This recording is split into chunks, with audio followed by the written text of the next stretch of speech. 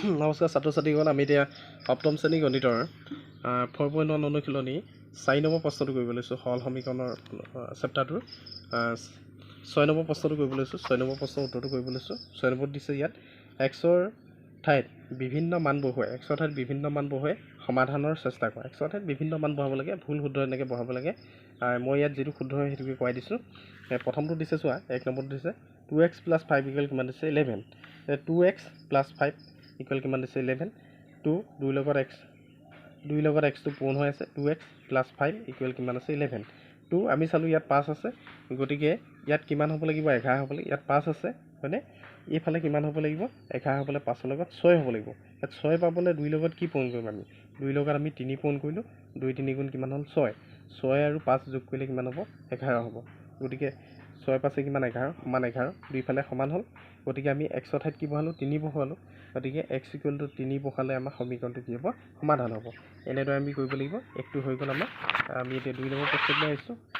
2 number প্ৰশ্নটো দিয়া আছে x/5 + 5 = কিমান আছে 7 আছে। এতিয়া আমি চালোঁ ইয়াত কিমান হ'ব লাগে আমাৰ 7 হ'ব লাগে। ইয়াত 5 আছে আৰু ইয়াত কি ওলাব লাগিব 5ৰ লগত কি যোগ কৰিলে 7 হ'ব 2 ওলাব লাগিব। গতিকে 5 কাক হৰণ কৰিলে 2 পাম আমি এক্সৰ ঠাইত কি বহালে 5 10 হৰণ কৰিলে 2 হয়। গতিকে এক্সৰ ঠাইত কিমান দিলোঁ আমি 10 দিলোঁ। x = 10 বহুৱাই পাওঁ আমি এক্সৰ ঠাইত 10 দিলোঁ। 5 10 হৰণ কৰিলে কিবা যায় দুবাৰ যায় 2 থাকিলে প্লাছ কিমান আছে 5। 5 2 কিমান হ'ল 7। 7 আৰু 7 দুইফালে সমান হ'ল। গতিকে x = 10 সমীকৰণটো কি হ'ব সমাধান হয়। আমি এতিয়া 3 নম্বৰ প্ৰশ্নটো অৰ্থাৎ এইটো অনুশীলনী শেষৰটো প্ৰশ্নলৈ আহিছোঁ। ইয়াত 3 নম্বৰটো দিছে 7x - 4 = কিমান দিছে 24। 7 তাৰ লগত এক্সটো পূৰ্ণ হৈ আছে -4 = 24। ইয়াত কি আছে এতিয়া আমাৰ 4টো কি হৈ আছে বিয়োগ হৈ আছে।